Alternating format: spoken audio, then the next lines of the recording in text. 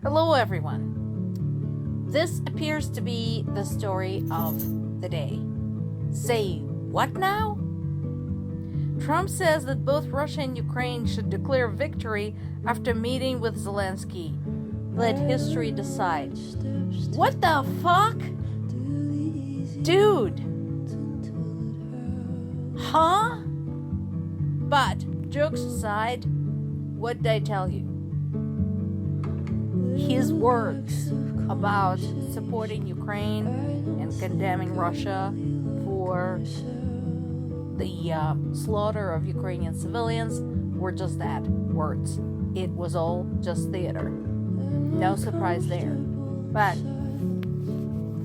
I invite you all to think about this in the context of what we already know. So, think about, for example, if this was World War II, and 3.5 years into it, somebody said, you know what, this is just too hard. We should just stop where we are. World War II began September 1st, 1939, with the invasion of Poland.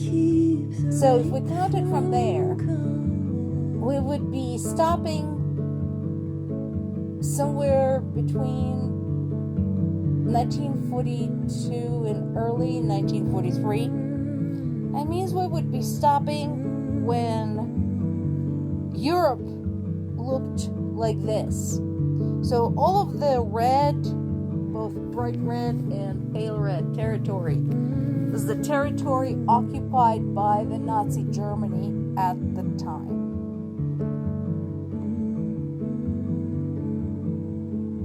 Take a look at this. Now, at the time, particularly closer to 1943, the Allies started making a lot more progress. So this map was like the worst case scenario. But still, can you imagine if somebody said, oh, you know what, no, let's stop. This is just too hard.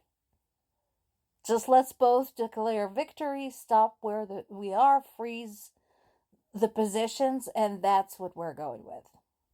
That is what Trump is proposing in Russia's invasion of Ukraine, to stop where they are and pretend this has never happened. Enough blood has been shed with property lines being defined by war and guts. What does that even mean? Not property lines. It is not a real estate deal. It's one country invading another country. There are no property lines. There's the territory of a sovereign nation whose borders should be respected. And that is not what is happening. So basically, this suggestion gives Russia exactly what they wanted. They wanted to keep a fifth of Ukraine. They want more than that. But this is a good start for them. Keep what they already have. What about all of the prisoners? Do we keep it as it is? Do we leave those people in Russian custody? What about the thousands of Ukrainian children kidnapped by Russia? Do we leave them there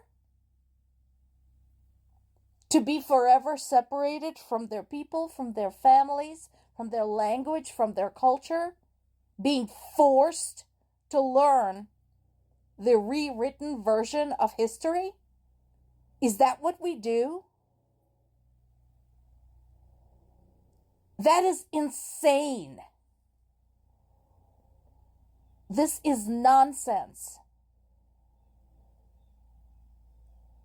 I mean, just for kicks, imagine if this was the United States. Yes, the United States has a very vague idea of what it's like to be defending its territory, because it is separated by the oceans. And even though, yes, we had, of course, the American Revolutionary War, but at the time, the size of the United States was a lot smaller, and the cause of the war was very different. Then we had Civil War. That was on American soil, but again, that is not the same as an invasion by a foreign enemy. Yes, we had Pearl Harbor, but that was all the way over in Hawaii. And mainland never really saw the effect of that. I invite you for a second to imagine what it would be like if somebody did find a way to invade the United States, the mainland United States, and hacked off a fifth of the country and said, okay, we're fine now. How about we stop now? How would you feel about that? I have a feeling that if Americans were exposed to this sort of thing, not even a fifth of their country, but a fifth of their state, or their city, or their personal property where their home is at, they wouldn't be okay with that. So why would the president of these United States suggest such a thing? Meanwhile, the war continues. Amazingly enough, just because Trump says, oh, well, you've played enough, kids. Let's go home now and have lunch. The war continues. So there's this concern being addressed. The power repairs are underway around Zaporizhzhya nuclear power plant. And International Atomic Energy Agency says that both Russia and Ukraine engaged constructively on the repair plan, which is complicated, and that some ceasefire zones are being established around the plant. However, I'd like to point out that, first of all, the power was disconnected because a Russian attack hit a power line on September 23rd and severed the plant from Ukraine's electrical grid, and forced the plant to not only stop generating energy, but also run on backup diesel generators to provide the critical safety functions. So Ukrainians are not the ones firing around a nuclear power plant. They're not stupid enough. Just saying. And then there is this. Attacks on civilians continue. Over the last day, one person that we know of was killed, and 11 other people were injured. 136 Russian drones were downed by Ukrainian Air Force. Plus, there were guided missiles that were launched from Kursk region. By the way, that is case in point for what I was telling you before, that Russia had turned the border regions along the border between Russia and Ukraine into military bases. And this attack was across the board. This was across multiple regions. A 58-year-old man was killed. An 83-year-old woman was injured in Kharkiv. A 20-year-old woman in Kherson is in critical condition because her car got hit with an explosive device dropped from a drone. And it's like that, folks, every day.